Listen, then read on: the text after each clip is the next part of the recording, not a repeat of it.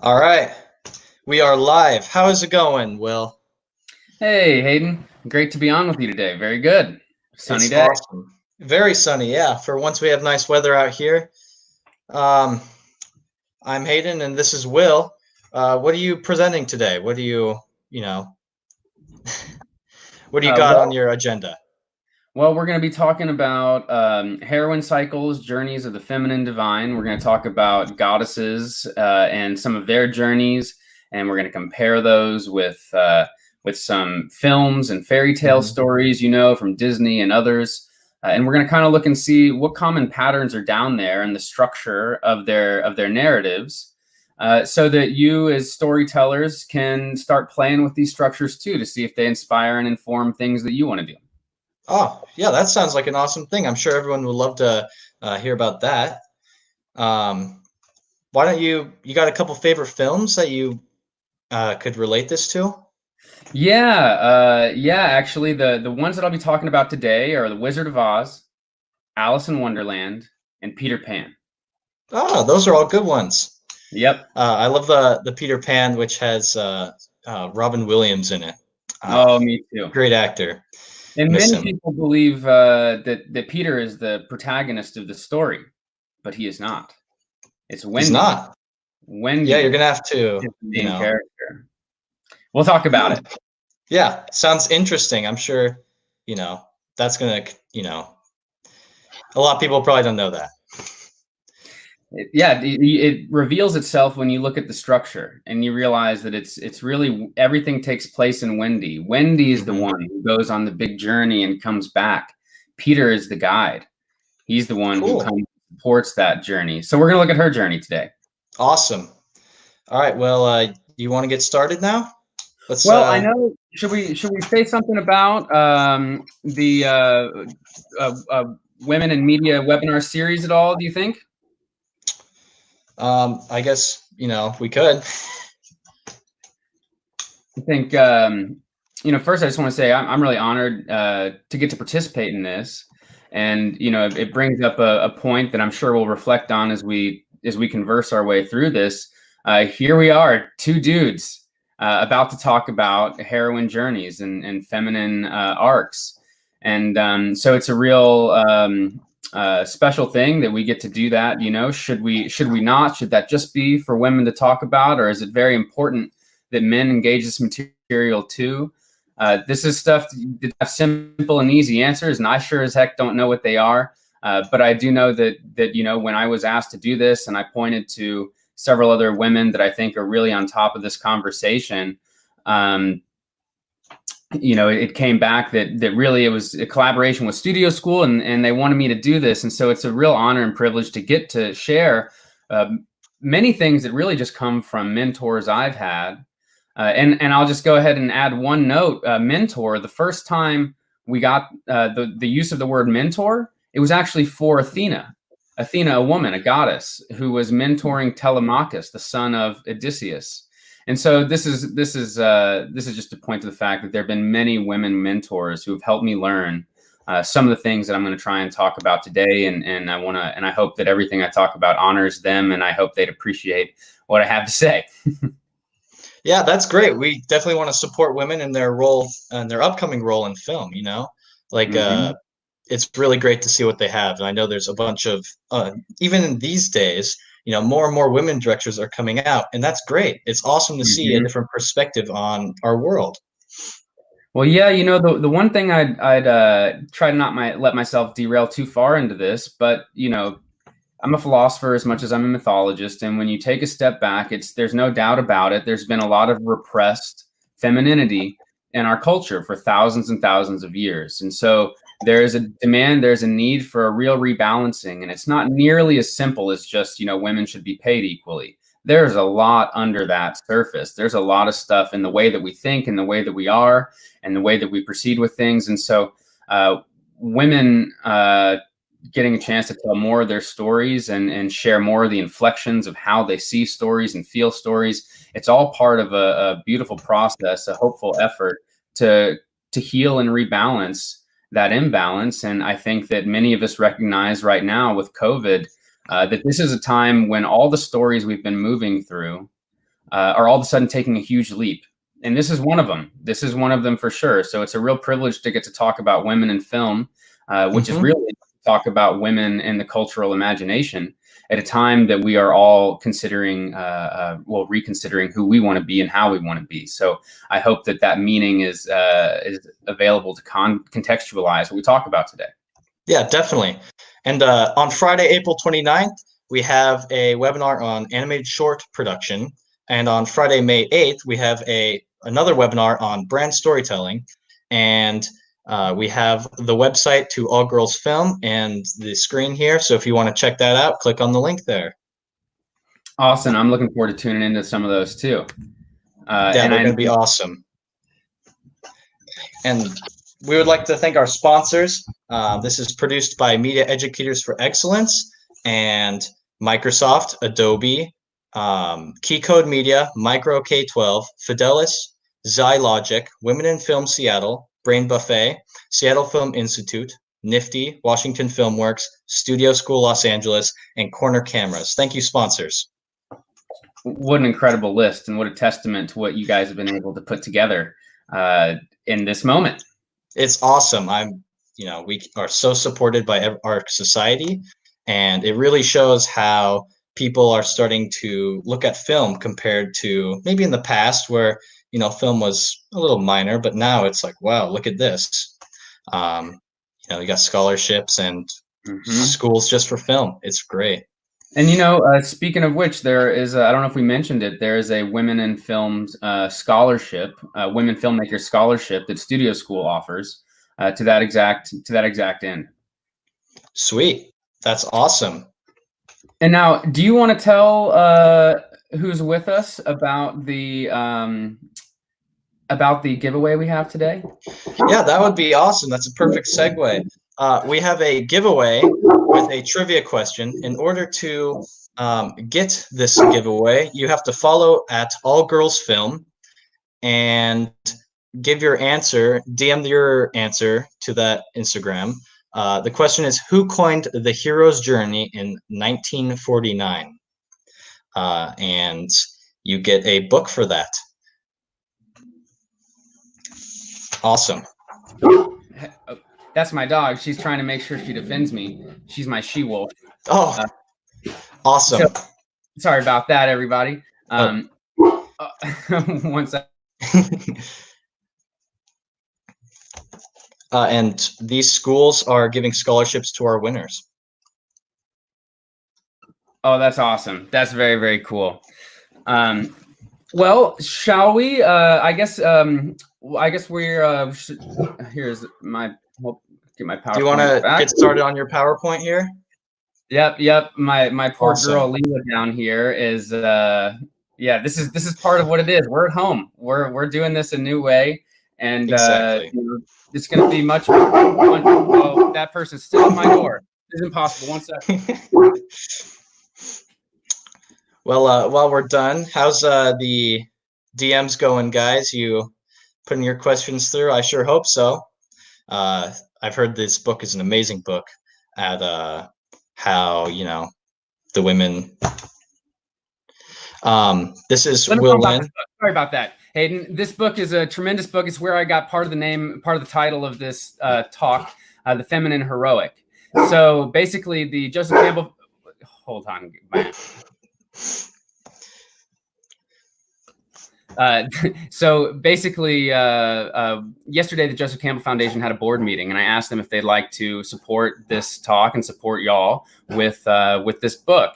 And so this book is a posthumous work by Joseph Campbell. That means that Joseph Campbell has died, and these are his materials that have been pulled together for a new volume. He wrote extensively on goddesses and feminine mythic qualities. And but he never published a book specifically on it. He supported a number of other women authors, women mythologists like Maria Gimbutas. And but when he died, one of the women who was managing his archive, Anne Maria Gimbutas' archive, Saffron Rossi, pulled together this exquisite volume. And one thing that's fun about it, everybody, is there is a quotation from this book that I hope you will all send a note to receive. There's a quotation in this book on Wonder Woman's sword right now in the movies. And so I hope that you'll look that up and see what it's about. It's quite a heady, esoteric quote. And so, there's also a Joseph Campbell quote on Superman's chest. And we'll talk a little bit more about Joseph Campbell, but this book really gets into mythic feminine figures, mythic qualities of the feminine, which we'll talk about a little bit today. And so thank you very much to the Joseph Campbell Foundation for offering this book. And I want to recommend it to anybody who may not even receive it as a gift. It's a really excellent book for anybody who wants to have a better understanding of women and myth, and through women and myth, femininity. Mm-hmm. And last reminder to follow at All Girls Film and DM your answer to that account. Thank you, guys. All right. Well, I guess I will dive in here with myself, and thank you for setting up the flow of this presentation. And what I'll also say is, there have been some interesting technological challenges on my side as I do it. And so that's going to lead to it being a little bit more free flowing and organic, which is good for Hayden and I think. So just to introduce just a little bit about myself, I want to start with where most of you are. I was a high school student, like all of you, feeling pretty normal, soccer player, preparing for college, figuring all that stuff out. And then out of the blue, I started engaging some philosophical stuff, and I started having seizures, and my whole life changed. And part of the reason I tell you this is because this is one of the most important parts of story structure too. And this is part of the hero's journey. This is part of these female journeys we're going to look at too. It starts with you in your normal world, just a normal person. And then there's a disrupting event, an inciting incident, a call to adventure, if you want to call it that too. And for me, it had to do with seizures. And it had to do with a number of other spells, nystagmus, my eyes went back and forth, sleep paralysis, maybe some of you have experienced that. And for anybody that's having in their high school years or other years, some kind of major disruptive event that's leading you to a next level of introversion, self-contemplation and reflection that feels like despair and feels like loss, that's something that people need to go through if they're going to have really deep and profound thoughts, if they're going to be artists that can contribute real reflection. So I just want to encourage anybody that's going through some really hard stuff in high school that the only way out is through, and this may just be your origin story. Yeah, so that's very inspirational, just because, especially our times right now, we could use, hope more than ever. If you look at our current lives. Yeah, I think so. I think that one of the things that's happening for everybody is we've closed our doors and we've gone inside, not just inside our homes, but inside ourselves. It's a time of severe introspection, and introspection comes with the confrontation of all your own demons, all the demons you don't want to face or think about or wrestle with. Everybody, I think many people are right now. You can't hide from them anymore. And I think that is a powerful and a good thing for people to live through that introspective phase and journey that's somewhat being forced right now. So invariably, some people are struggling through it. Probably most of us. It's never easy to go in and really confront ourselves. So one of the things that people should learn or take from the hero's journey and the stuff we're talking about today is that even the pain of that process is valuable. And let me bring little Leela into the room. This is my doggie here. Her name means Leela, or her name is Leela, and Leela is a Sanskrit word, and it means divine play. And it means that when your life is sour or happy or sweet or sad or hard or adventurous, it doesn't matter. Whatever it is, your soul wants to stretch its experience across the full range of human life. And so Leela is the word that means that your soul wants to play across the full spectrum. And that means even the suffering, even the sourness, it's all part of fulfilling a full experience of human life. And so I hope people will keep some of those things in mind as they go through this dark tunnel until we can open our doors and come out again. Exactly. I can't agree more. So why don't you tell us more about yourself?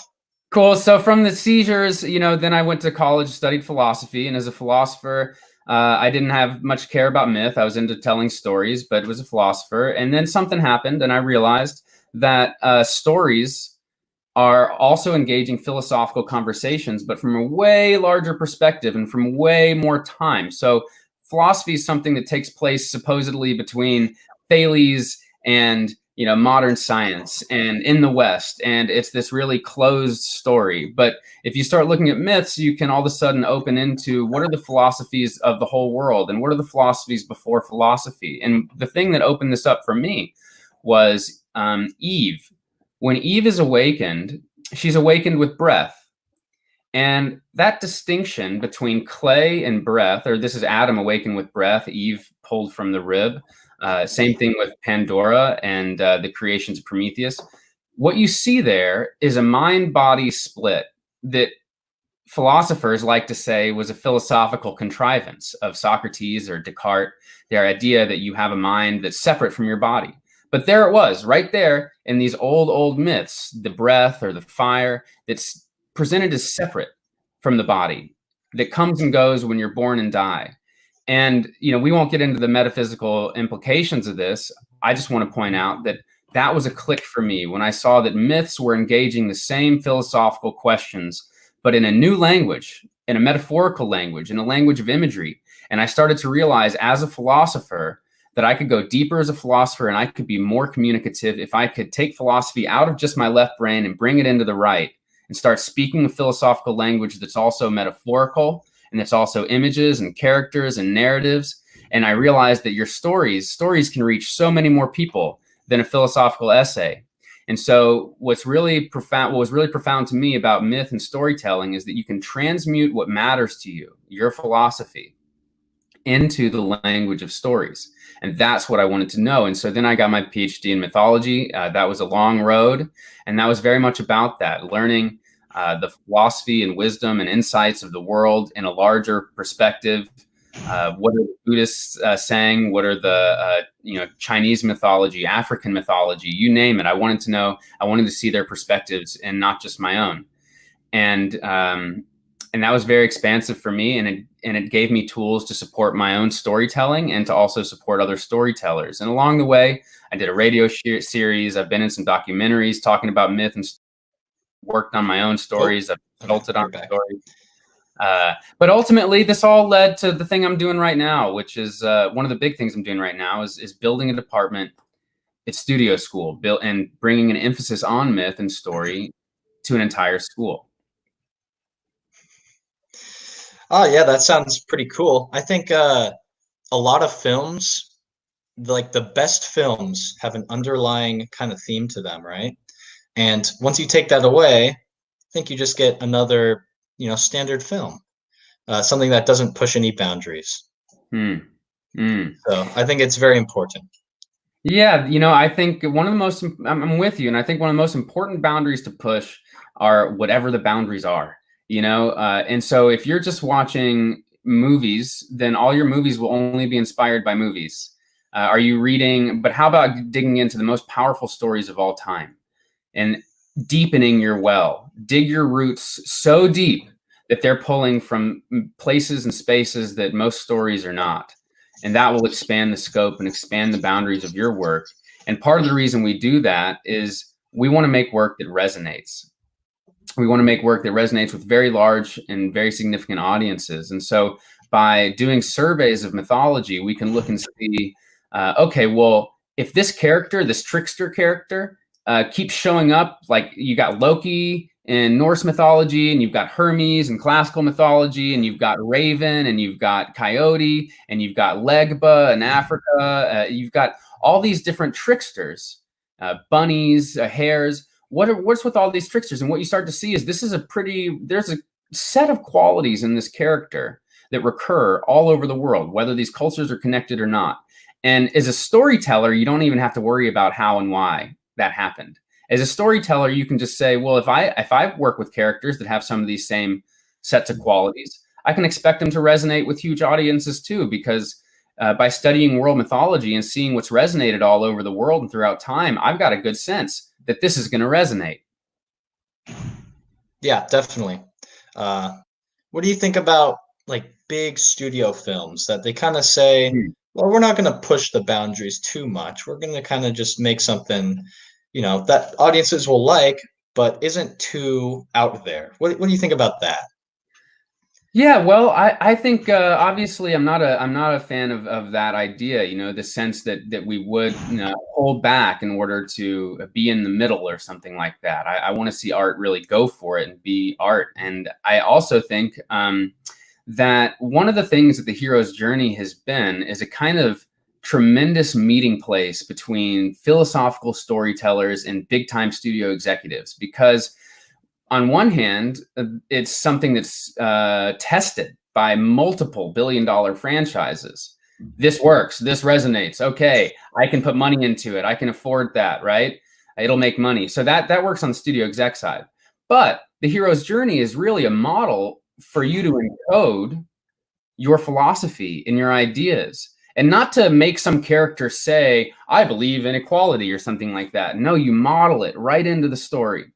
And Hmm. so if you're really working with the hero's journey, and we're going to get into some other iterations of it that emphasize feminine inflections, then it's an opportunity to, on one level, transmute or translate deep philosophies in symbolic and unconscious forms, like a dream, right? You don't always know what a dream means, but there's meaning structured into it.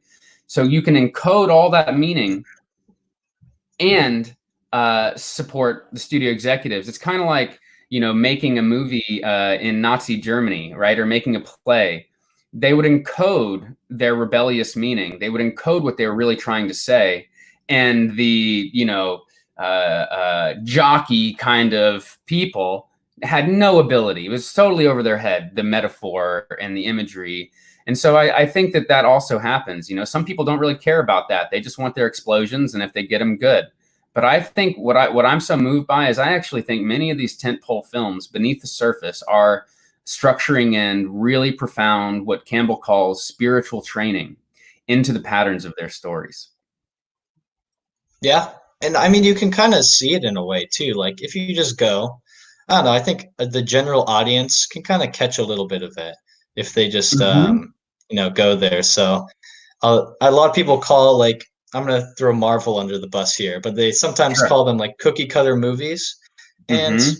to some point, I can see it a little bit, but on another point, it's very different. They're all different from each other if you really start to look at it. Um, Hmm. so yeah, I can kind of see where you're coming from on that.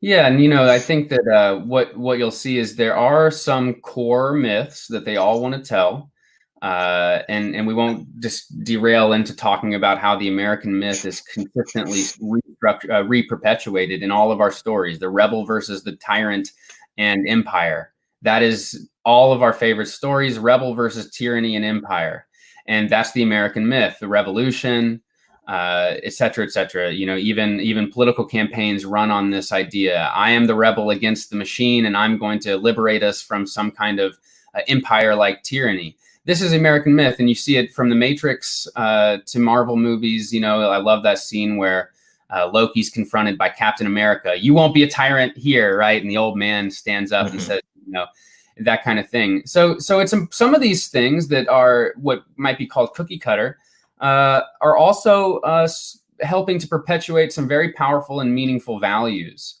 And I think that's very important too. Well, let me tell you guys, so we can get into some of this heroine journey stuff. Let me tell you guys just a little bit about what we do at Studio School. And if I can brag for just a second, I just got an email this morning that Studio School was named by Variety as a top film school, top 50 film school around the world. And this is the second year in a row, and we're very proud of that. This is we've only graduated soon, our third class. So we're very new. We're very young. We exist in a studio, very unique. Westworld just finished. Well, we're watching what they were just making in our studio. So we're surrounded by the filmmaking all day, every day. It's quite an environment. And, we're really proud and feel really good about. And, in just 3 years of graduated students and just 7 years of existence, we've consistently made one of the top trades, top film school lists. So we're very happy with that. And part of my contribution to that has been to build the general education department. And general education are the courses. These are the courses that you have to take. Say you have to take a class that's not film to get an actual degree. That can mean everything from history to math to physics, but also anthropology, psychology, philosophy, writing, critical thinking. So with these courses, in building this department, the opportunity I've had has been, what I was brought on to do, is make an emphasis on storytelling in the general education department that serves as a kind of spine. And the reason why we get to do this is because all of our students are storytellers, dancers, actors, filmmakers, musical theater majors, and all the teachers are storytellers, and all the everybody in the whole studio is a storyteller. It's like a Hogwarts for storytellers, this great big building filled with storytellers, and we're training, and that's what we do. And we hope that people will answer our owl's call, of course, and come to Hogwarts. But what's so special about having all storytellers is we can tailor our general education program to storytellers. We don't have political science majors or something like this, right? And so, a dancer doesn't have to know what boomstick is, and a filmmaker doesn't have to master a pirouette, but they all have to know what character is. They all have to know what a narrative structure is. They all have to know what settings and imagery and props, how those things work. So story is a common language that's common from dreams and fairy tales and myths and life. Story is a more common, abstractable language that you find across all these spectrums of narrative, from ancient stories to inner stories of dreams to news stories to political campaigns. And so we use general education to really abstract and learn and focus on story to reinforce and support what you're learning in the craft specific programs. And part of the ways we've been able to do this is we have a very collaborative team in a very small school, and we can make sure that we integrate general education with the rest of the programs so that they actually know what we're learning in story and can apply it through specialized classes and just a generally collaborative atmosphere to the crafts. We also have specialized courses, advanced courses in storytelling, in mythology, in anthropology, and philosophy, and psychology that's about dream, that are all designed to really deepen in storytellers and make them, our goal is to make some of the most profound and inspired storytellers out there, and we know we can't do it with film classes alone. It's going to be the general education classes that deepen our storytellers to be able to reach into the much wider ranges of the human imagination to deliver it to their audiences. And so we brought in a team of mythologists, and we've got a number of story experts that are famous authors on the topic that have come and worked with us or visited us or taught classes. We have a dedicated writing lab where students can come in any day of the week, at least 10 hours a week, where they can get support on their writing, on their stories from mythologists and story experts and screenwriters. And we have a huge room filled with resources specifically for myth and storytelling, including everything from symbol dictionaries and motif indexes to popular books on storytelling like Save the Cat or something like this, right? Tons of allies, tons of partners. They're very generous of the Joseph Campbell Foundation to offer this book, and a number of others like Screencraft and Michael Weesey and No Film School, and just a long list of supportive organizations that are leading mythologists and storytellers. And ultimately, we also have an incredible student club, the Storytellers Union. So that's a little bit about our background and how we bring an emphasis on storytelling. And there are a few dimensions we focus on: worlds, character, imagery, narrative. And what we're going to get into today, Hayden, and I know that you're familiar with some of this stuff, is mythic narrative. And am I right that you have actually learned some about the hero's journey in class? Yeah, so we had a whole unit on it in our class where we had to create our own story, make and lay out all the different steps to achieving a goal. And it's a lot more intricate than you would originally think, but I think that makes it into an amazing story. And it's definitely something that would be amazing to teach. I just am so moved to know. And if you don't mind me asking, what grade is that class offered to? All the grades, actually. So it 9 through 12, you can sign up. You start out in an intro class, so you have slightly different, but then you can move up more, and it's a very self-structured class. So it's very independent. You can do whatever you want, as long as you are really improving yourself and showing to everyone else that you are good at your trade. That's so cool. And let me just get greedy for a second and say, I want all those students, and I want all the students and the teachers that are offering myth at the high school level, teaching the hero's journey in high school film classes. There is no college for filmmakers that has put more emphasis on furthering and cultivating that trajectory than studio school, and then our departments and what we've done. And those are the students I want more than any, that are trained and interested and ready to come in and take and deepen that further. Because as you've learned, it's so popular in Hollywood at this point that everybody from Ed Catmull at Pixar, and like I said, quotes literally on Superman's chest and Wonder Woman's sword, so popular. So if you're working on it at the high school level, that means that we're going to be able to take you so deep into this material that despite its popularity, when you work with this, you're going to be able to iterate and innovate and deepen and stretch in a way that's not cliche, in a way that continues this incredible ongoing conversation that's just happening from story to story. I'm sure some people here have read Catcher in the Rye, and there's that beautiful scene where he's talking about how he participates with the history of human conversation through his book and their books. And there's this ongoing conversation. Well, the more you know about the hero's journey and the more familiar you are with it, the more you can see that this conversation is happening beneath the surface between storytellers. And this conversation isn't just, look at this way I innovated. This conversation is also philosophical. You see, when I shifted from that singular hero to a collective hero, that's a statement. You see how we adjusted it from a masculine hero to a feminine hero and changed the inflections? That's not just an innovation. That's an opportunity to philosophize with cultural material. And so that's what we're seeing in a big way. And the idea of, high school students that come in with some knowledge of that, it means that they're in a situation, they're in a position to really be innovators and deepen a huge collective conversation. And the other thing I want to say to high school educators interested in the hero's journey and Joseph Campbell and this in mythic storytelling is that the Joseph Campbell Foundation offers a lot of resources and really wants to support you. I hope you'll reach out, message them directly, let them know you're teaching that. They'd love to know. And also anticipate and look forward to, we're working on materials for teachers where we're going to make commentaries and compendiums. We're calling them skeleton keys.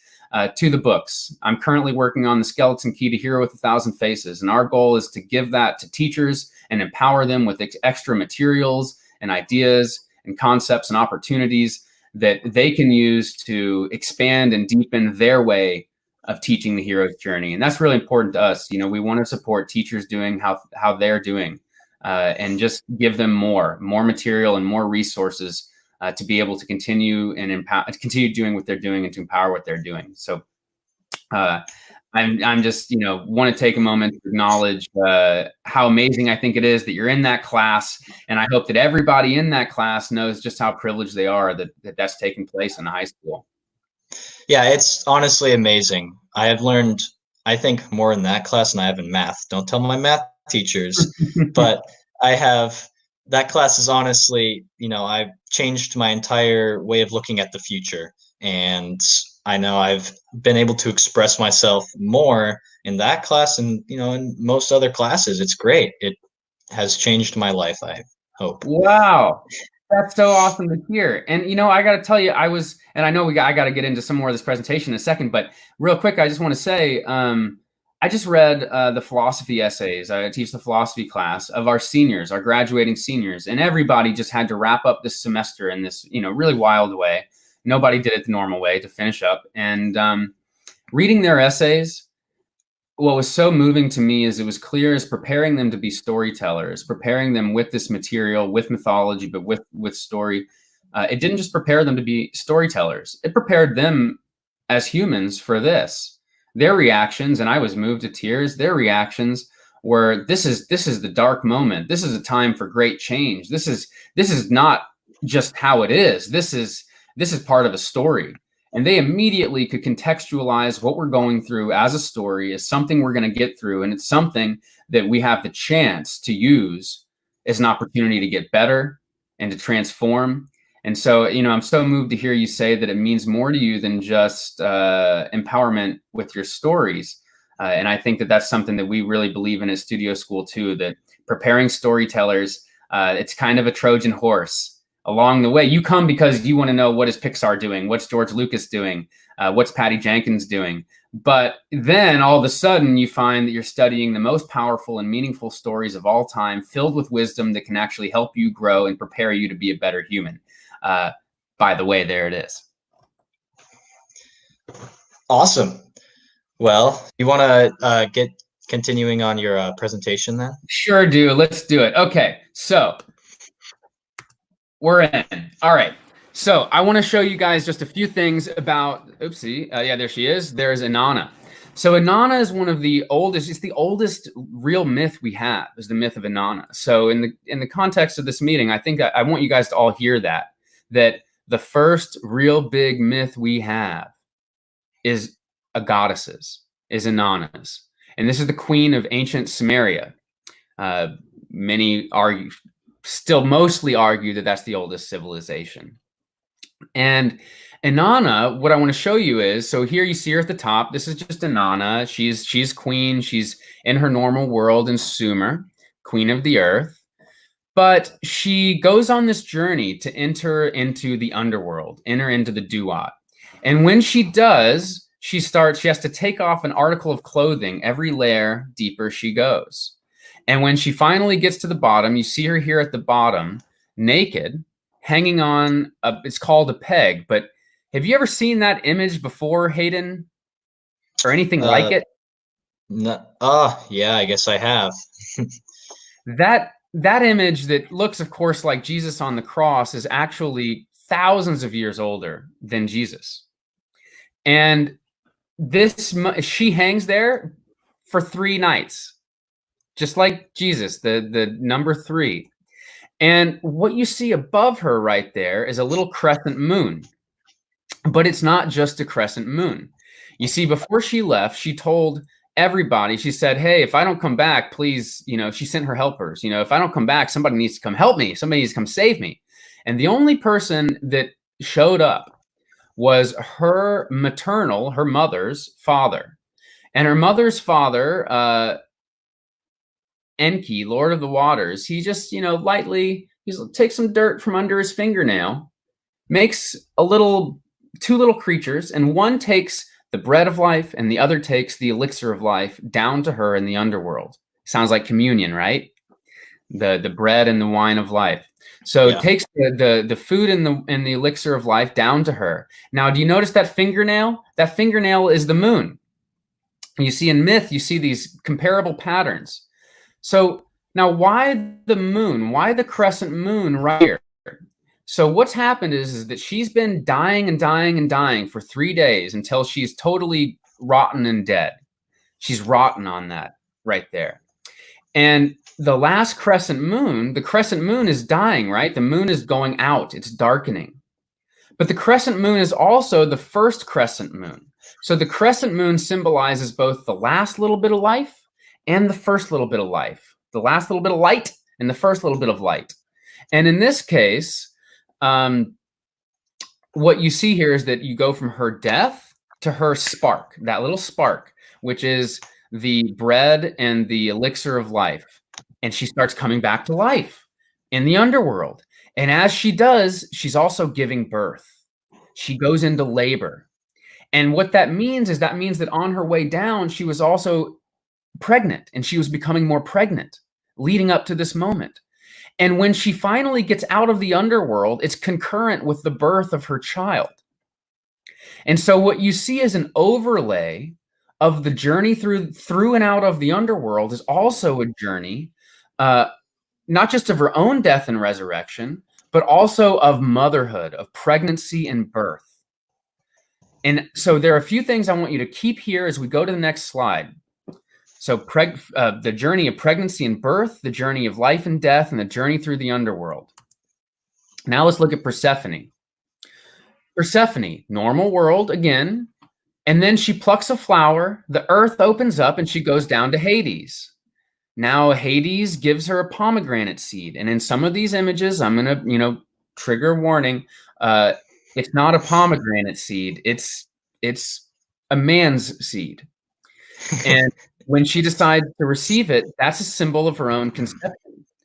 And though it's not in the story that she has a child when she gets back, it's in the mystery. We know that there is a mysterious child that comes out of this. So what you see in this journey through the underworld, through Hades, is it's also a journey through life and death. It's a journey into pregnancy and birth, but it's also the story of the seasons. Because when she's abducted, it turns into fall and winter, and when she comes back, it's the spring. And so you see this overlay of life and death and the seasons and pregnancy. And also, by the way, this is the journey of marriage. This story, if we could get into it more, what we'd unpack is that it's many, many, many feminine and heroine stories, female stories, synchronized into a single powerful myth. And I encourage everybody to check it out. And I want to thank Chris Downing for teaching me this myth. So hold this in mind. Now we're with Isis, and we're going to have to skim over Isis a little bit because she has a very complex story. But I'll just say that she also goes on a journey, and it's mixed up with a journey through the underworld. So it's actually Osiris that goes to the underworld. But you see right here in the very middle, this is Isis with her wings, and this is her womb. And this is where Osiris is going to be resurrected. And it's also concurrent with the scene where she's going to conceive right here of Horus, her child. So the resurrection of Osiris at the end of this journey through the underworld, the resurrection of Osiris is also the birth of their son. So again, we have the story, just like Persephone and Inanna, of the journey of birth, which is overlaid with the journey of the underworld. And in this case, it's also the story of night and day. It's also the story of going into and out of your dreams. And it's also it's actually many stories. It's also the passage of leadership of a dynasty. But we're not going to get into all these. We're just going to skim these. And I'll just share with you, here is, if you can see me, here is my little Isis. So I just wanted to bring Isis in. Very meaningful to me. Isis is a very important deity. Now, so we've looked at these three goddesses, and what do they share in common? They all go to the underworld and come back. Well, who else goes to another world and comes back, right? Well, Belle goes into a cursed castle and comes back.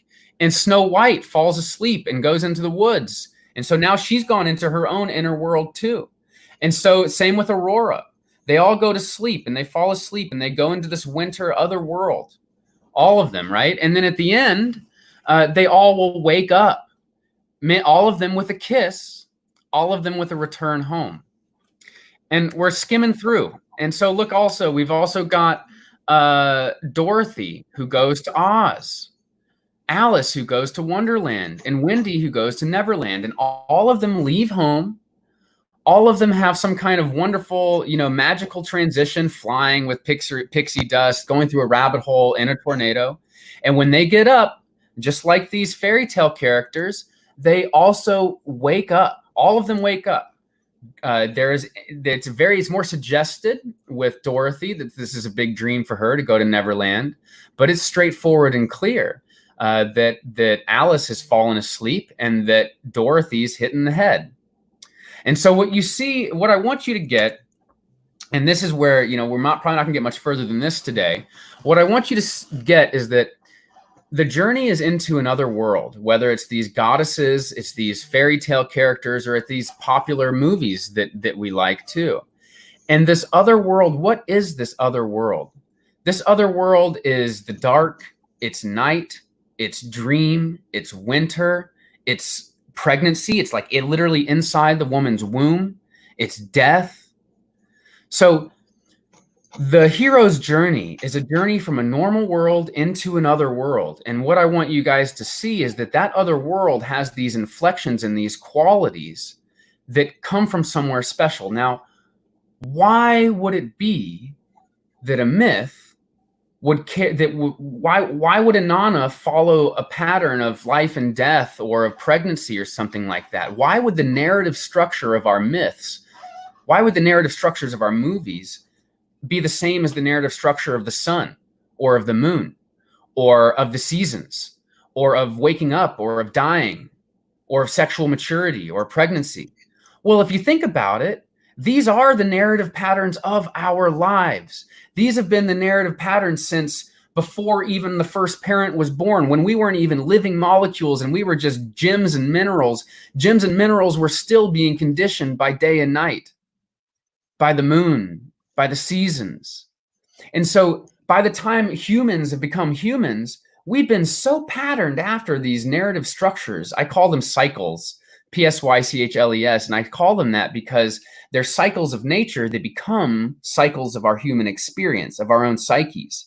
And so what you see is that our myths, our earliest myths, they're patterning their narrative structures after the narrative structures of existence, of their lives. And then not only do our myths do this, but then our fairy tales do it, and then our movies do it. And so you figure out, where is, Finding Dory? What's the narrative structure? Well, you keep digging down deeper and deeper and deeper, and the narrative structure down there is actually the narrative structures of our lives. And so, here's the hero's journey. Oops, and I still got some of the some other logos on there, so apologize. But here's the hero's journey, right? And the hero's journey is a real pleasure to learn, call to adventure, ordeal, crossing the threshold, all these types of things. You can get lost in these and you have to learn them. But what you don't have to learn, what you already know, is the cycle of sunrise and sunset. You already know it. And when somebody starts throwing 20 more narrative structures at you, you got to read Save the Cat, you got to read Writer's Journey, you got to read 22 this, you got to know all these patterns, and you're going to get lost. And so what I want to encourage people to do is just go back to the ones that you already know, that are already encoded in you. Sunrise. Well, sunrise is like waking up. Sunrise is like being born. Why is Simba, being shown to the world as a baby at sunrise? Right? Why is sunset so meaningful in association with death? Right? These overlap with each other. Right? Why is conception, that first little spark of light, that relates to the winter solstice, when we have the first little spark of light for the year? And so this is one of the main things I want to help people with, is because it makes it easy to learn, because you already know these patterns. And then once you know these patterns, this one's easy. This is just this you can learn on top of it. And of course, this pattern, as we know, has inspired the hero's journeys, inspired Star Wars. I'm going to skip through this slide. This is the slide I use that's kind of integrated maybe 70 more years of innovations with the hero's journey to add some more details from all those other models and add some of this narrative stuff. So happy to share this with teachers. There's an example. There's our Star Wars journey. And I want to share our COVID journey really quickly. And then I think we better turn to questions. So I know many of us are thinking about being on some kind of a journey right now. What does that mean? Well, if we look at the hero's journey, it would look something like this. You start in the world before COVID, normal world, status quo, no big deal. Then something happens, an inciting incident, some first cases. And then the news starts to spread, calling us to address this.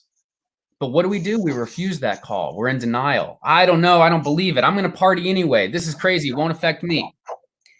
But then, we meet our mentors. We get some aid, and people like Fauci and other guides convince us, no, we need to take this seriously. And ultimately we decide, yeah, we're going to go on this journey. We're going to go. And we enter into our homes. We literally cross the threshold. Threshold is a word that we still use to define the base of a door. It's a threshold. You cross a threshold to enter your home. So we crossed the threshold and we went into another world, into ourselves. Remember that this other world that we go into is, even if it's some great adventure, that other world is always an inner world. Luke doesn't go out into space without also going into himself. And when you look at what Dorothy does, when she goes to Oz, she goes into her own dreams. When you look at what Wendy does, she goes into her own dreams. When you look at what Alice does, she goes into her own dreams. So these great adventurous journeys are always a journey in. And that's what we're doing. We're on this great COVID journey, but what it looks like is going in and introspecting. And so what happens first when you're in the other world? You're overwhelmed. You're in the belly of the whale. Oh my gosh, what do I do? I've just jumped in the deep end. It's cold and I'm lost and I can't swim. But then you start to learn. You go through this road of trials, you go through this initiation, you learn new ways like we've all done, like we're doing now. We're using these new tools and it's starting to get familiar. Campbell doesn't talk about the midpoint, so I'm going to skip that for now, right? But the midpoint is another huge element that's become added into this paradigm. And ultimately, this is going to lead down to what we know as the peak. We know there's going to be some peak in this country, and that's going to be the nadir. That's the worst of the worst. That's the darkest of the night, the darkest night. And we hope that this will come with a turning point, with a new elixir, perhaps a vaccine, with new ways of being, new insights, how to live our lives. And now it's going to be up to us to apply this elixir, to apply these lessons without going backwards, right? And so without going backwards, we have to integrate these lessons. And remember, these are these journeys through the other world. And what I want to point out, we call it the hero's journey, but let's not masculinize that. What I just wanted to show you is that we went through all these heroines' journeys, that we're going to another world and back, that we're going into ourselves and back. And that's one of the things I think is it's more obvious in the heroines' journeys that you see just in myth, that it's a going in. And we're doing that now. It's a big time heroine journey. It's a big time feminine cycle that we're in, going into ourselves. And now we have to challenge, will we be able to bring it back? Will we just go back to who we were when we finally cross that return threshold, exit our homes, finally leave? And will it be a new world? Will it be a new day? Will it be a new spring, a new redemption of an old wasteland? That's what we hope. That's what we hope. And so this is to show you that this same narrative pattern that's relevant for Alice and Dorothy and Isis and Inanna, it's also relevant to us right now in the COVID journey. So this is where I'd like to end, what I prepared. And of course, this is a bottomless well, and would love to talk more with any teachers, any students that want to reach out to me, or that I've included some of the ways that you can connect with me. And of course, come to studio school, and then we go way down the rabbit hole for years and years and years, and start to really see some major distinguishing qualities. And I know I haven't left us enough time to talk, Hayden, but I hope we can use up the time we have. And I'd be so curious to know, given the training you've experienced, what I've just talked about that's new to you or inspiring to you, and especially what seems relevant to the heroine and feminine qualities of this journey. So I just want to say, first of all, that was amazing. And I expected this to be a lot like what we learned in high school, and I couldn't be more surprised myself. I thought that for a second, the hero's journey was just something in the story, just, an easy way to make a good story. But I mean, from your presentation here, you've convinced me that, everything is the hero's journey. In a way, if you look at it, it's more than just a story. And I really like that. It is so much more than a story. And when you are using this pattern, when you're using the pattern of Persephone going to the other world and coming back and becoming pregnant in that journey, and you're not just telling a story that resonates, you're participating by telling that story in the story of the seasons and in all of humanity that's prioritized teaching through that narrative structure. So it's a great opportunity to tell these stories, is to participate as a storyteller, and really what the timeless art is all about. You're more than just a movie maker when you're telling these stories. You're participating in the great human project of telling our stories and our world's stories. Yeah, definitely. Would you like to transition to Q&A? Maybe yeah, that's where we can do it. Yeah, that'd be great. A couple questions. I have one for myself. You say heroine's journey, but how is it different? How is it portrayed differently, heroine's journey versus the hero's journey? So one of the things that you may have noticed that I wanted to do was demonstrate that many people think that it's very, very different.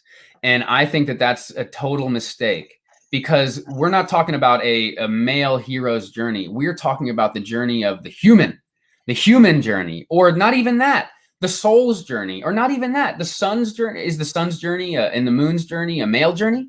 Is the seasonal journey a male journey? In fact, no, most of the time we see them represented, and so what the monomyth is, what the hero's journey is is it's an effort to look at all the narrative patterns in our lives and in our myths and look for commonalities that transcend masculinity and femininity.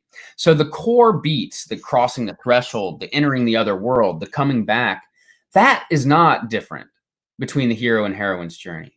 The inflections, however, are very different. The things that we need to work on as men and women can be very different. And so sometimes that means, so for example, a person that goes on a journey, you don't need to go on the journey if you're already perfect. It's not about making the hero feel even better. No, this is about something that you're missing that you need to integrate into yourself. And so for young men, typically, because we've identified as male for so many years of our lives, we've left a lot of that inner female out of ourselves. And we've left it up to out women, mothers, and girlfriends to represent that to us. And we haven't taken it in. And the other way around is true too. And so these journeys, so when a male goes on a journey into an other world, the other that they often need to integrate is more feminine. And when a female goes into a journey into an other world to integrate another, the other they more frequently need to integrate is the other for them, which is masculine. And so that's where you see major inflections, is what does it look like to go on a journey to integrate traditionally masculine qualities into a woman? And what does it look like to go into a journey to integrate traditionally feminine qualities into a male? Because what we want to recognize is that, you know, it's not only women that get to have qualities of goddesses, or not only men that have qualities of male gods. These characters represent qualities that we all have in us. And these journeys, the Grail quest, is very much about integrating what the Grail represents as a feminine vessel, a womb, that a man just doesn't have. And so you start to see all kinds of beautiful inflections and differences for what that is and what that looks like. That to me is the biggest difference that you really see. So a little bit more about studio school here. What does Mm-hmm. it take to get into studio school? What do you guys look for? Well, we do look for people that I'll tell you what, when I get a submission where somebody says, you know, I'm not sure if I'm a filmmaker or a novelist or if I want to tell music videos, but I know I want to tell stories. I'm like, ding, ding, ding. That's our person. I want all of those here. You know, so that's one thing that I'll just, you know, secret hint. If I read that, it's going to go really well. But you know, we're looking for, you know, we have a very high level of student. And the truth is, you know, you're lucky to have had a head start, but many people at 18 don't know they want to be filmmakers. So maybe we see people with incredible film talent at 18 and we're like, yeah, great. You know, or maybe we see somebody with a real interesting mind and a great, you know, capacity and demonstrated ability to succeed, saying, this is what I want to do now. And they might not have made films yet. That's okay, you know, because at that age, you might not have. So, you know, we're looking for sincere people that want to do meaningful work and tell meaningful art, and also are interested in figuring out how to find audiences to do it. Yeah. Sounds pretty cool. Back to Hero's Journey. What was what's your favorite part? You know, you like the rise, the fall, the redemption. What's your, you know, favorite part? Well, I'm so glad you asked that question, because many people understand the call. They recognize the call to adventure, the refusal of the call. Okay, this is a hero's journey, going to be cliche. Okay. And most people think that the return journey should be quick. Act 3, quick, wrap it up. But Act 3 represents the challenge after you've made a big change in your life. It's easy to say, oh, I'm going to change. And it's easy to go through that change at first. What's hard is keeping it up. What's hard is not regressing. What's hard is not going back. And I think that the return journey is an underestimated and undervalued and growingly important part of the story. You're seeing more and more emphasis on Act 3, longer and longer Act 3s. You're seeing some Act 3s that go back through and tell the whole story again. Shape of Water is one of my favorite examples, or The Last Jedi is a great example, where Act 3 is all of a sudden a big deal, not a wrap up. And I love the return journey as a bigger emphasis, because I think that that is really partially where we're at as a culture. It's a struggle that most people don't recognize as a real struggle. And I also want to say, obviously, I love the climax, you know, and crossing that return threshold. And if you think about what crossing that return threshold is the sun rising. But what happens when the sun rises? Light comes back. And what happens when that happens? the animals and the plants all come to life. So the sun rising represents the rebirth of the hero, but also the redemption of the whole wasteland comes back to light. So when Belle kisses Beast, Beast resurrects and the curse is lifted. So you always want to synchronize the redemption of the wasteland with resurrection. And if you ask me, also the delivery of love. So those are my favorite parts of the story. Yeah, I can definitely agree with that. I'm just going to say I prefer the third act as well. I think just off the top of my head, the best third act, maybe not the best, but one of my favorite is in Return of the Jedi. You know, Luke versus Vader with Palpatine, and that hits home. That's great stuff right there. And that whole movie is a third act too. Yeah, exactly. Genius. Third act in the movie, and then in the third act of that movie, great emphasis. And so that goes to show you can take this pattern and fractal it. Even opening scenes tell the whole hero's journey, or the whole model, you know. And I don't even want to reduce it to the hero's journey, because what we looked at today is that this is a deeper pattern than just, you know, the hero's journey. And what we would do if we had more time is we'd look at Jungian individuation, Genep's rites of passage, and we'd look at 20 other models of narrative structures that inspired Campbell and have inspired storytellers, and they all participate in one another. Yeah, definitely. I can say that there's a lot of really great movies that utilize, you know, structure like that, and they've been inspiring to me as a filmmaker. You know, looking back at all the great films, you know, I've even put little hints to those, like maybe a little, you know, satire in my films towards those. They've just been great influences. Do you have any big films in particular you've been influenced by? Yes. The movies that I highly recommend people watch is, first of all, those 3 movies, Peter Pan, Wizard of Oz, and Alice in Wonderland, incredible. My very favorite movie, I just cannot get away from it. There's no way around it. It's the best movie ever made, if you ask me, is The Matrix. It's just perfect. It is so philosophical, so meaningful, and so entertaining. I just love it. Couldn't love it enough. Yeah, one of my very favorites. And I also wanted to mention, you know, The Fountain by Aronofsky. Incredible film. I haven't seen that. I'll have to add that to my list.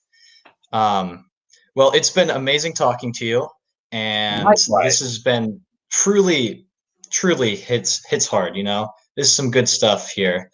And I would like to thank our sponsors one last time. This event was produced by Media Educators for Excellence team. And we'd like to thank them for making this possible. This is also sponsored by Microsoft, Adobe, Keycode Media, Micro K-12, Fidelis, Zylogic, Women in Film, Brain Buffet, Seattle Film Institute, Nifty, Washington Filmworks, Studio School Los Angeles, and Corner Cameras. Thank you guys, and tune into our webinar next week for our animated short film production. Thanks, guys. Thanks, Hayden. It's been so great talking with you. And to anybody out there, if you don't come to studio school, keep digging into the mythic storytelling anyway. Yeah, definitely. All right. Well, stay safe and stay healthy, everybody. Stay safe and stay healthy, guys. Stay indoors as well.